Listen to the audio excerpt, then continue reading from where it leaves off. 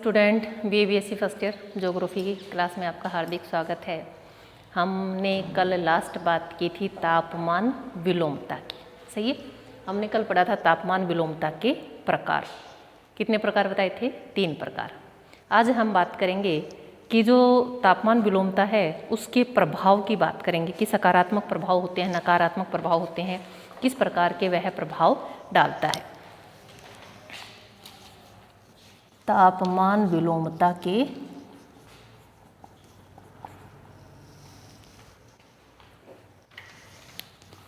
तापमान विलोमता का प्रभाव।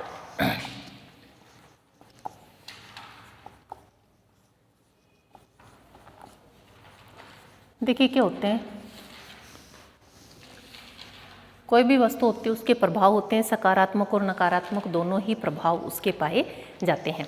तो ये जो तापमान विलोमता है इसके भी सकारात्मक और नकारात्मक दोनों ही प्रकार के प्रभाव पाए जाते हैं। फर्स्ट पॉइंट हम लिखते हैं कोहरे की उत्पत्ति। कोहरे की उत्पत्ति। देखिए क्या होता है कि जैसे ही ठंडी और गर्म वायु राशियाँ मिलती हैं तो कोहरे की उत्पत्ति होती है। सागर में धाराएं मिलती हैं, जो बड़े बड़े हमारे महासागर हैं उनमें क्या मिलती हैं? गर्म और ठंडी धाराएं मिलती हैं। तो धाराओं के मिलने से क्या होता है कि कोहरे की उत्पत्ति होती है। और जहाँ कोहरे की उत्पत्ति होती है मत्स्यन के लिए आदर्श दशाएं पाई जाती हैं। मछली पालन के लिए आदर्श दशाएं पाई जाती हैं, क्योंकि वो तो न तो अधिक ठंडे जल में उत्पन्न होती हैं, न ही अधिक गर्म जल उनके लिए हानिकारक होता है। जो आदर्श दशाएं हैं वो कोहरे वाली स्थिति में उनको उत्पन्न होती हैं। अब जो कोहरे वाली स्थिति होती है वहाँ पर क्या होता है कि जो मछली होती है उनके लिए पर्याप्त मात्रा में भोजन उपलब्ध हो जाता है। और ऐसे जो क्षेत्र होते हैं मत्स्यन के लिए वहाँ आदर्श स्थितियाँ पाई जाती हैं। कह सकते हैं कि जैसे ग्रांट बैंक है और न्यू फाउंडलैंड के पास जो मत्स्यन केंद्र हैं वहाँ पर इस प्रकार के जो बड़े मछली उत्पादक क्षेत्र हैं वो वहाँ पर विकसित हो जाते हैं और विभिन्न प्रकार की जो मछलियाँ हैं उनके लिए अनुकूल दशाएं उत्पन्न हो जाती हैं, जिसके कारण यहाँ पर यह जो मछली पालन जो व्यवसाय या उद्योग है यह बहुत ही अच्छा पनपता है। दूसरा एक और रहता है, कोहरे की जब उत्पत्ति होती है तो एक तो इससे जो मत्स्य उद्योग है वो विकसित होता है, मछली पालन का जो उद्योग है वो विकसित होता है। और दूसरा इन्होंने बताया कि यमन है उसमें कहवा की खेती होती है, बहुत ही अच्छी क्वालिटी का कहवा वहाँ पर उत्पन्न होता है। तो उसके लिए, उस कृषि के लिए क्या है, ये लाभदायक है। कृषि के लिए क्या है? लाभदायक है। इस कहवा की जो खेती होती है इसको सूर्य की सीधी किरणों से बचाव रखते हैं तो फसल बहुत अच्छी उत्पन्न होती है। तो जो कोहरे की उत्पत्ति होती है वो क्या करती है, इसको कह सकते हैं कि अधिक तापमान से बचा लेती है। तो जो यमन में जो कहवा की जो कृषि होती है यह कोहरा उसके लिए भी क्या है, लाभदायक माना जाता है। और ऐसा माना जाता है कि इसकी उपस्थिति के कारण ही इसकी जो कहवा की जो फसल होती है, कहवा होता है कॉफ़ी, हम इंग्लिश नाम से सब जानते हैं लेकिन हो सकता है हिंदी नाम से आप नहीं समझ रहे हो इसको। कहवा मीन्स कॉफ़ी, अनेक प्रकार पाए जाते हैं इसके। जिस प्रकार से आपके चाय के अलग अलग प्रकार पाए जाते हैं उस प्रकार से अलग अलग इसकी भी प्रजातियां पाई जाती हैं। कहवा की भी अलग अलग प्रकार का होता है। और तो यहाँ यमन में जो खेती होती है, जो कृषि होती है या कहवा की जो कृषि होती है उसके लिए यही स्थिति क्या है, लाभदायक है। कह सकते हैं कि जो फसल का उत्पादन है उसमें बढ़ोतरी हो जाती है। अब तीसरी बात है, ये तो क्या थी हमारी सकारात्मक कारक। ये कौन से कारक थे हमारे? सकारात्मक, कि कह सकते हैं इनसे क्या हो रहा है, हमें फायदा हो रहा है। अब सकारात्मक के साथ क्या रहेंगे? नकारात्मक भी। देखिए हर वस्तु के 2 पहलू होते हैं, पॉजिटिव और नेगेटिव, वही चीज़ यहाँ है। तो कोहरे की उत्पत्ति हमारे लिए लाभदायक थी क्योंकि मछली जो उद्योग हमारा वो विकसित है और यमन में जो कहवा की कृषि है उसके लिए यह लाभदायक है। अब नेक्स्ट बात करते हैं कि इसका नकारात्मक प्रभाव क्या पड़ता है। अब देखिए जैसे वायुयान या जलयान है उनकी दुर्घटना होने की संभावना रहती है। जब कोहरे की स्थिति रहेगी तो क्या रहता है, दिखाई नहीं देता है। तो जो वायुयान है हमारे या जो हमारे जलयान हैं वो दुर्घटनाग्रस्त हो जाते हैं। तो ये क्या है, इसका नकारात्मक पहलू है। नेक्स्ट बात करते हैं कि आपने देखा होगा कि जैसे घाटियाँ होती हैं, घाटियों के निचले भाग में जलवायु कैसी पाई जाती है, तापमान क्या हो जाता है, कम पाया जाता है। ये जैसे हमारी घाटी है और जो ठंडी वायु है वो कहाँ चली जाती है, घाटी में उतर जाती है। अब जो ठंडी वायु घाटी में उतर जाएगी तो नीचे तो ठंडी वायु और ऊपर गर्म वायु स्थिति है तापमान विलोमता वाली।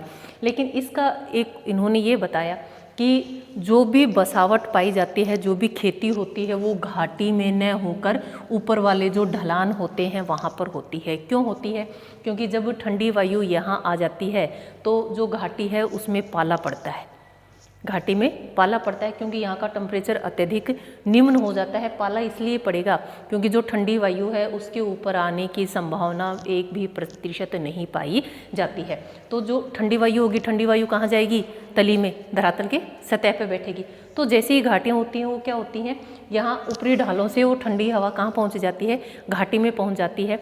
तो आपने देखा होगा कि हिमालय वाले जो क्षेत्र होते हैं या जो पर्वतीय क्षेत्र होते हैं वहाँ घाटी में न तो फसलों का उत्पादन किया जाता है और न ही लोगों के जो बसावट हैं, अधिवास हैं, वो पाए जाते हैं, क्योंकि यहाँ पर अत्यधिक तापमान कम हो जाता है, 0 डिग्री सेल्सियस तक तापमान पहुँच जाता है और जो ठंडी हवा है उसके आने की संभावना ऊपर 1% भी नहीं पाई जाती है।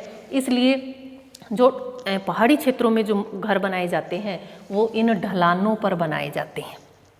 जो थोड़ी सी ऊंचाई पर जो ढलान होते हैं उन ढलानों पर वो मकान बनाए जाते हैं ताकि इस जो ठंडी, जो घाटी की जो ठंड है उससे क्या हो सके, वो अपना बचाव कर सके। और यहाँ पर फसलों का उत्पादन भी नहीं किया जाता क्योंकि अत्यधिक ठंड में न तो फसल पकती है और जो तैयार फसल है वो भी क्या हो जाती है, खराब हो जाती है। तो यहाँ भी क्या है, ये नुकसानदायक है कि जैसे ही ये जो ठंडी पवन है घाटी में पहुँच जाती है, घाटी के तापमान को और कम कर देती है, घाटी के तापमान को निम्न कर देती है। इसलिए आपने देखा होगा कि जो भी अधिवास होटल बनाए जाते हैं पहाड़ी क्षेत्रों में वो कहाँ बनाए जाते हैं, इन जो पहाड़ियाँ हैं इनके ऊपरी भागों में बनाए जाते हैं, न कि घाटी की तली में बनाए जाते हैं। नेक्स्ट बात करते हैं और एक लास्ट बात हम करेंगे इसमें कि जो वायुमंडल की अस्थिरता पाई जाती है इसमें, सही है भाई, स्थिरता पाई जाती है वायुमंडल में। क्या पाई जाती है? स्थिरता पाई जाती है। स्थिरता कैसे? कि नीचे कैसी है? ठंडी वायु, ऊपर कैसी है? गर्म वायु। अब या तो क्या होगा, ये ठंडी वायु धीरे धीरे बहुत टाइम लगेगा तब जाके कैसा रहेगा भाई, नॉर्मल सामान्य स्थितियाँ बनेंगी। लेकिन ये जो वायुमंडल की स्थिरता है ना, इसके कारण क्या नहीं होती? वर्षा नहीं होगी। सही है? क्यों नहीं होगी? आप सभी जानते हैं वर्षा कब होगी? जब संघनन होगा, वायु में आर्द्रता पाई जाएगी। जब वायु ठंडी है तो इस प्रकार की कोई भी स्थिति नहीं बनती क्योंकि वायुमंडल में क्या है, स्थिरता पाई जाती है और वर्षा होने की संभावना पूर्ण रूप से समाप्त हो जाती है। क्योंकि वर्षा के लिए आपको पता है कि संघनन चाहिए। जैसे ही वायु ऊपर होगी, वायु गर्म होगी, धरातल के संपर्क में आएगी, ऊपर उठेगी तो क्या होगा? संघनन होगा, आर्द्रता को ग्रहण करेगी। तो इस प्रकार की स्थितियाँ इसमें नहीं बनती हैं। क्यों नहीं बनती हैं? क्योंकि इसमें वायुमंडल किस प्रकार का है? स्थिर है। अब गर्म वायु तो ऊपर रहेगी। क्यों? क्योंकि गर्म वायु का स्वभाव कैसा है? हल्की वायु होती है, कहाँ रहेगी? ऊंचाई पे। हम सभी जानते हैं कि जैसे ही वायु गर्म हो जाती है कहाँ पहुँच जाती है? ऊंचाई पर। लेकिन जो ठंडी वायु है, ठंडी वायु का भी स्वभाव कैसा है कि वो भी कहाँ मिलेगी आपको? धरातल के समीप। तो जो वर्षा है, वर्षा के लिए जो आदर्श अनुकूल दशाएं चाहिए वो यहाँ पर व्याप्त नहीं हो पाएंगी, जिसके कारण यहाँ पर वर्षा नहीं होती है। ये भी इसका एक नकारात्मक प्रभाव है। क्यों? क्योंकि वायुमंडल किस प्रकार का मिलता है यहाँ पर हमें? स्थिर वायुमंडल यहाँ पर हमें मिलता है। ये थे हमारे तापमान विलोमता के प्रभाव। जब इस प्रकार के क्वेश्चन पूछे जाते हैं तो उसमें आपको सारी चीज़ें लिखनी होती है कि तापमान विलोमता कहते किसे हैं, कितने प्रकार होते हैं, किस प्रकार की इसके लिए आवश्यक कारक या दशाएं किस प्रकार की चाहिए और उसका प्रभाव क्या पड़ता है। अब हम बात करेंगे इसी में, एक शब्द होता है तापमान स्थिरता। क्या होता है? तापमान स्थिरता। देखिए इसमें क्या होता है, मैंने आपको बताया था कि दिन का अधिकतम तापमान और रात का न्यूनतम तापमान, उन दोनों के मध्य सामंजस्य जब स्थापित नहीं होता तो उसको हम क्या कहते हैं? तापमान स्थिरता। कि दिन का अधिकतम तापमान कितने बजे बताइए? 2 बजे। सही है? देखिए हमने क्या कहा, सूर्य का अधिकतम 12 या न्यूनतम 2 बजे सुबह के, या दिन का अधिकतम और जो न्यूनतम तापमान पाया जाता है उन दोनों के मध्य आपस में सामंजस्य स्थापित नहीं होता है, ऐसी जब स्थिति आती है तो हम क्या कहते हैं उसको तापमान स्थिरता। अधिकतम और न्यूनतम तापमान के मध्य क्या नहीं पाया जाता, सामंजस्य नहीं पाया जाता, एक प्रकार का जो संबंध है ना वो नहीं पाया जाता, तो उसको हम कहेंगे, क्या कहेंगे, तापमान स्थिरता। आपने देखा होगा जो मरुस्थलीय क्षेत्र हैं दिन और रात के तापमान में अत्यधिक अंतर पाया जाता है। इस समय जो हमारे मौसम चल रहा है, दिन में भयंकर गर्मी पड़ती है और रात के समय हमें फैन की आवश्यकता पड़ती है, उसको भी हम बंद कर देते हैं, तो दिन और रात के तापमान में अत्यधिक अंतर पाया जाता है। ऐसा जो मौसम होता है वो बीमारियाँ अधिक पनपती हैं उसमें। तो यहाँ दिन का टेम्परेचर देखिए और रात दोनों में अत्यधिक अंतर पाया जाता है, सामंजस्य नहीं मिलता है उनमें। जैसे सर्दियाँ पड़ती हैं दिन और रात में ज़्यादा अंतर नहीं पाया जाता, गर्मी पड़ती है उसमें भी दिन और रात में अधिक अंतर नहीं पाया जाता। लेकिन वर्तमान समय में जो हमारे मौसम चल रहा है उसमें कैसे है, दिन में अत्यधिक गर्मी पड़ती है, रात को ठंड पड़ती है, तो दोनों के जो दिन और रात का जो तापमान है उसमें आपस में सामंजस्य नहीं है। तो ऐसी जो स्थिति होती है उसको वो क्या बोलते हैं हम, तापमान स्थिरता। ठीक है। अब ये कह रहे हैं कि दिन का जो अधिकतम तापमान होता है, कल ही बताया था मैंने, दिन का जो अधिकतम तापमान होता है क्या होता है, 2 बजे से 4 बजे दोपहर के, सही है, दोपहर बाद PM आ जाएगा। और जो न्यूनतम तापमान होता है किस में दर्ज करते हैं हम, हाँ 3 से 4 या 4 से 5, सही है। तो वास्तव में होना क्या चाहिए, जो दिन का दोपहर का जो सर्वाधिक तापमान था 12 बजे होना चाहिए, लेकिन 12 बजे नहीं होकर हमारा अधिकतम तापमान कितना होता है, 2 से 4 बजे के बीच, क्योंकि सूर्य की सीधी किरणें तो पृथ्वी पर पड़ती हैं, लेकिन उस समय तक वायुमंडल की जितनी भी परतें हैं वो गर्म नहीं होती हैं, और वायुमंडल जैसे ही गर्म होता है तो टेम्परेचर क्या हो जाता है, तापमान बढ़ जाता है। तो उसी प्रकार से न्यूनतम तापमान की अगर बात करें तो रात्रि के 12 बजे क्या होना चाहिए, न्यूनतम तापमान होना चाहिए, लेकिन पार्थिव विकिरण के माध्यम से उस समय तक वायुमंडल की सारी परतें ठंडी नहीं होती हैं, और जो ठंडी होती हैं, आपने देखा होगा कि गांव में अगर आप बाहर आंगन में सो रहे हैं तो सुबह 4 या 5 बजे के आसपास आपको ठंड महसूस होती है। उसका कारण क्या है कि 12 बजे की तुलना में 4 या 5 बजे क्या है, तापमान न्यूनतम होता है, सही है। तो जो न्यूनतम तापमान है वो कितने बजे होता है, 4 से 5 बजे के बीच में, और जो आपके न्यूज़ वगैरह में जो तापमान आता है वो भी इसी अनुपात में लिया जाता है, सही है। एक होता है तापमान विसंगति। क्या होता है, तापमान विसंगति। देखिए संगति मतलब समान, विसंगति मतलब उन दोनों में क्या नहीं है, समानार्था नहीं है। क्या होता है, लिखिए तापमान विसंगति। देखिए तापमान विसंगति में क्या होता है, किसी भी अक्षांश या उस अक्षांश पर स्थित स्थान विशेष के तापमान में अंतर मिलता है तो उसे क्या कहते हैं, तापमान विसंगति। 0 डिग्री अक्षांश है, हम ये कहेंगे कि यहाँ पर हमें 100% तापमान मिलता है या हमें इतना तापमान मिलना चाहिए, लेकिन अगर उससे कम या अधिक मिलता है तो वो क्या कहलाती है, तापमान विसंगति। बहुत सारे कारक हो सकते हैं, जल, स्थल, उसके स्वभाव का अंतर, कि किसी भी अक्षांश या उस अक्षांश पर स्थित जो स्थान विशेष होता है उसके तापमान में क्या मिलता है, हमें अंतर मिलता है, और उसको ही हम क्या कहेंगे, तापमान विसंगति। अब बात आती है, 2-4 मुख्य बातें हम बता देती हूँ। क्या होता है कि सर्वाधिक जो तापमांतर होता है, तापमांतर का अर्थ होता है ताप में अंतर। सर्वाधिक जो तापांतर होता है, तापांतर का अर्थ क्या होता है, ताप में अंतर। दिन और रात के तापमान में जो अंतर है उसको हम क्या कहेंगे, तापमांतर। एक दिन का तो उसको हम दैनिक तापांतर बोलेंगे, एक मंथ का मासिक तापांतर कहेंगे, एक वर्ष का वार्षिक तापमांतर। दिन का अधिकतम और रात का न्यूनतम तापमान के मध्य जो अंतर पाया जाता है उसको हम क्या बोलेंगे, तापांतर। अब ये कह रहे हैं कि सर्वाधिक जो तापमांतर है ध्रुवों पर नहीं पाया जाता है, एशिया व उत्तरी अमेरिका में 60 डिग्री अक्षांश के आसपास पाया जाता है। एशिया वाला भाग आ जाएगा इधर से, और इधर 60 डिग्री। ये कह रहे हैं यहाँ 90 डिग्री नहीं मिलेगा सर्वाधिक तापमांतर। हम क्या सोचते हैं, सर्वाधिक तापमांतर कहाँ मिलेगा, ध्रुवों पर मिलेगा। क्यों मिलेगा, कि भैया बर्फ़ जमती है, दिन और रात के तापमान में सर्वाधिक अंतर मिलना चाहिए, लेकिन यहाँ नहीं मिलेगा। 60 डिग्री के आसपास मिलेगा आपको एशिया और उत्तरी अमेरिका में, एशिया और उत्तरी अमेरिका में। अब रीज़न क्या है इसका, 60 डिग्री के आसपास क्यों मिलेगा सर्वाधिक तापमांतर? उसका रीज़न यही है कि यहाँ सूर्य की लंबवत किरणें पड़ती हैं, जितनी पड़ती हैं उतनी ही रात में पार्थिव विकिरण हो जाता है। तो 23.5 डिग्री तक और 45 डिग्री तक तो वैसे ही प्रभाव नहीं पाया जाता है। यहाँ की बात करें, ध्रुव पाए जाते हैं हमारे, तो ठंड अधिक पाई जाती है। तो दिन का जो टेम्परेचर है उसमें अधिक बढ़ोतरी नहीं होती। क्यों नहीं होती? क्योंकि सूर्य की किरणें वहाँ तक नहीं पहुँचती हैं। अब सूर्य की किरणें नहीं पहुँचेंगी, हमारे पास बीच वाला क्षेत्र कौन सा बचा? 60 डिग्री। इस आसपास वाले क्षेत्र, यहाँ क्या पाया जाता है? जो दैनिक तापमांतर है उसमें अंतर पाया जाता है। सर्वाधिक तापमांतर है ध्रुवों पर न होकर कहाँ पाया जाता है? 60 डिग्री के आसपास उत्तरी कह सकते हैं हम एशिया में तथा उत्तरी अमेरिका में पाया जाता है। उत्तरी अक्षांश की बात है उत्तर में, सही है। और दूसरा रीजन इसका ये भी है, स्थल भाग है, सिर्फ एक जल भाग होता है तो उसकी बात अलग होती है, और यहाँ क्या है? और दूसरी बात आती है कि जो उत्तरी गोलार्ध की अगर हम बात करें कि सबसे गर्म महीना, सबसे ठंडा महीना कौन सा होता है? उत्तरी गोलार्ध और दक्षिणी गोलार्ध।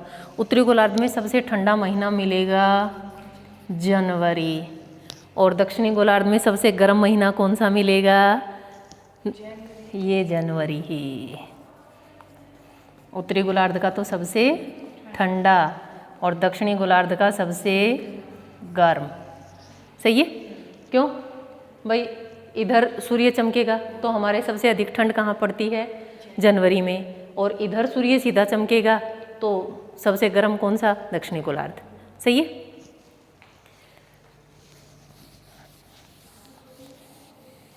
नेक्स्ट इसी में बात आती है कि जो महाद्वीप हैं उसके जो पश्चिमी किनारे होते हैं वो सामान्यतः गर्म पाए जाते हैं। जैसे हम कौन सा महाद्वीप बनाएं? कौन सा भी बना लीजिए। ये हमने बनाया, कौन सा बनाया? उत्तरी अमेरिका, और नीचे हमने बना दिया दक्षिणी अमेरिका। ये कह रहे हैं कि सामान्यतः महाद्वीपों के जो पश्चिमी किनारे होते हैं वो क्या होते हैं? गर्म पाए जाते हैं। पछुआ पवनों के कारण क्या पाए जाते हैं? गर्म पाए जाते हैं। हम भूमध्य रेखा निकाल दो आप यहाँ से। पहले कौन सी पवनें चलती हैं? व्यापारिक पवनें, सही है। व्यापारिक पवनें ऐसे ऐसे चलेंगी, सही है। पछुआ पवनें कैसे चलेंगी? सही है। इसमें कैसे चलेंगी? इसके जस्ट अपोजिट। आपने देखा होगा कि मरुस्थल जो वाले क्षेत्र हैं वो इन्हीं क्षेत्रों में स्थित है। महाद्वीपों के जितने भी मरुस्थल पाए जाते हैं वो पश्चिमी भागों में पाए जाते हैं। और अगर ये बात ये आती है कि जो सभी महाद्वीपों उनके पश्चिमी किनारे क्या पाए जाते हैं? सामान्यतः अधिक गर्म पाए जाते हैं, पछुआ पवनों के कारण पाए जाते हैं। यही कारण है कि यहाँ पर मरुस्थल भी पाए जाते हैं। जैसे ही ये पवनें आएंगी क्या होगा? ये वाले भाग इनके अधिक गर्म, उसका रीज़न बताती हूँ। देखिए, महाद्वीपों के पश्चिमी किनारे अधिक गर्म मिलेंगे।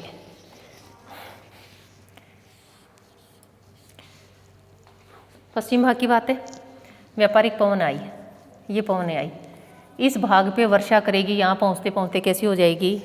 शुष्क हो जाएगी, आर्द्रता नहीं रहेगी। तो यहाँ जब वर्षा ही नहीं होगी तो स्थिति कैसी रहेगी? शुष्कता वाली रहेगी। तो इसकी बजाय इधर तापमान अधिक मिलेगा या नहीं मिलेगा? रीज़न यही है इसका। इधर वाले की अगर हम इसकी बात करें तो वही बात है, इधर वाले भाग पे वर्षा हो जाएगी और महाद्वीप के जो पश्चिमी भाग हैं वो कैसे रहेंगे? शुष्क रहेंगे। क्यों रहेंगे? क्योंकि यहाँ तक आते आते क्या हो जाएगी? वर्षा की स्थिति, कह सकते हैं कि आर्द्रता क्या हो जाती है? समाप्त हो जाती है। तो जैसे ही आर्द्रता समाप्त हो जाएगी उसमें क्या होगा कि ये वाले भाग हैं जो शुष्क मिलेंगे। आपने देखा होगा कि अफ्रीका की अगर हम बात करें, सहारा का मरुस्थल है, उसका भी कारण यही है। एक रीज़न और भी रहता है, यहाँ पर ठंडी धाराएँ भी बहती हैं। ठंडी धाराएँ बहती हैं जो वर्षा करने में असमर्थ होती हैं, या इन क्षेत्रों में उच्च वायुदाब पाए जाने के कारण वर्षा नहीं होती है। ये भी इनकी शुष्कता का एक कारण होता है, जिसके माध्यम से भी क्या होती हैं? ये वाले जो पश्चिमी भाग हैं ये क्या पाए जाते हैं? गर्म पाए जाते हैं, सही है। पौने 3 होती हैं अपनी। फर्स्ट में सबसे पहले कौन सी चलेंगी? व्यापारिक पौने चलती हैं, फिर पछुआ पौने चलती हैं, और थर्ड में ध्रुवीय पौने चलती हैं। और मैंने आपको बताया था कि पृथ्वी का जो औसत तापमान है कितना डिग्री है? 15 डिग्री सेल्सियस, ठीक है। और पृथ्वी का सबसे जो ऊंचा तापमान है वो लीबिया में पाया जाता है। लीबिया में एक जगह है अल्जीरिया, वहाँ पर क्या पाया जाता है? सर्वाधिक तापमान पाया जाता है। और सबसे कम पाया जाता है अंटार्कटिका के पास में वोस्टक एक जगह है, वहाँ पर सबसे कम तापमान पाया जाता था। ये था हमारा तापमान से संबंधित चैप्टर, ये हुआ हमारा कंप्लीट। और आगे हम बात करेंगे किसकी, वायुदाब की।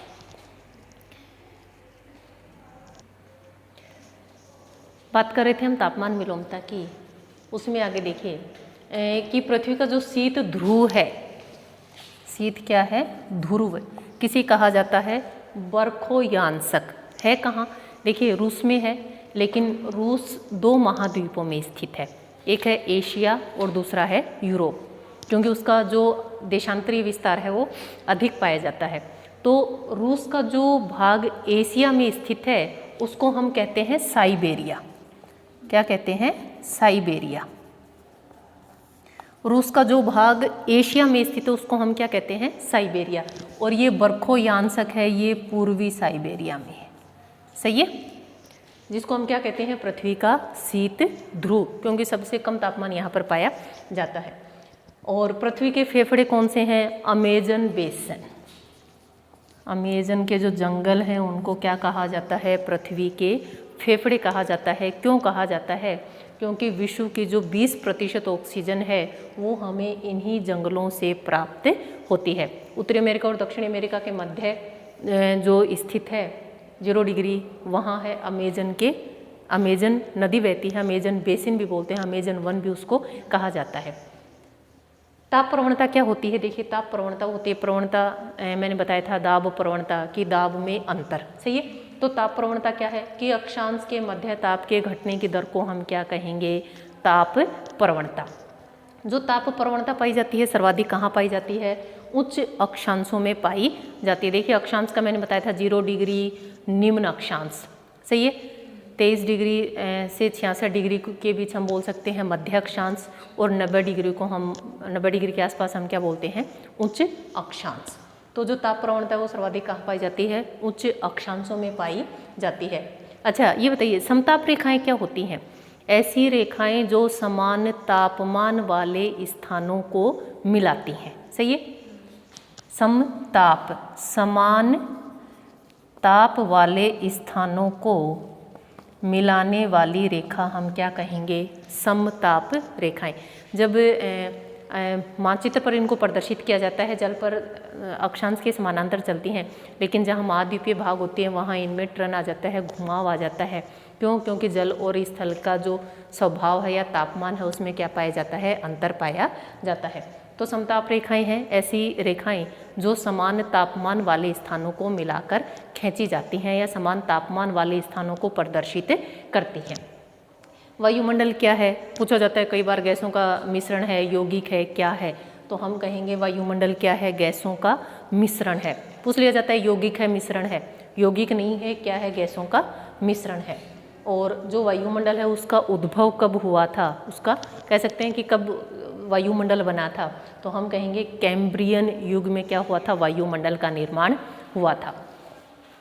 वायुमंडल में जितनी भी गैसें पाई जाती हैं आप सभी जानते हैं कि नाइट्रोजन सबसे अधिक, उसके बाद ऑक्सीजन, और तीसरे नंबर पर हमारे कौन सी पाई जाती है, ऑर्गन पाई जाती है। गैस किस प्रकार की है, अक्रिय है, सही है, 2 होते हैं, एक अक्रिय एक सक्रिय। तो अक्रिय गैस है और आर्गन की मात्रा है वो 0.937% पाई जाती है। फोटोन क्या होते हैं, एक शब्द लिखा है मैंने यहाँ, फोटोन। फोटोन क्या होता है कि सूर्य की बाहरी सतह से जो ऊर्जा हमें प्राप्त होती है उसको हम क्या बोलेंगे, फोटोन, सही है, उसको हम क्या बोलेंगे, फोटोन कहेंगे। फोटान फोटोन एक जैसा ही है, ये ऐसे लिखा जाता है, तो टोन ही बोला जाता है ये, फोटान या फोटोन। क्योंकि देखिए ये जो इंग्लिश वर्ड है उनको हिंदी में लिखते हैं तो थोड़ा सा उसमें चेंज आ जाता है, ठीक है। तो ये था आपका इससे टॉपिक से रिलेटेड, और नेक्स्ट क्लास में हम एक नए टॉपिक के साथ आपसे रूबरू होंगे। और आज का आपका क्वेश्चन है, पृथ्वी का जो औसत तापमान है कितने डिग्री सेल्सियस पाया जाता है, ठीक है। और उम्मीद है कल वाले जो क्वेश्चन पूछे थे उसका आपने आंसर रिप्लाई किया होगा, और नहीं किया तो आज वाले का ज़रूर कर दीजिएगा। क्वेश्चन एक बार वापस से रिपीट कर रही हूँ कि पृथ्वी का जो औसत तापमान है कितने डिग्री सेल्सियस है। धन्यवाद।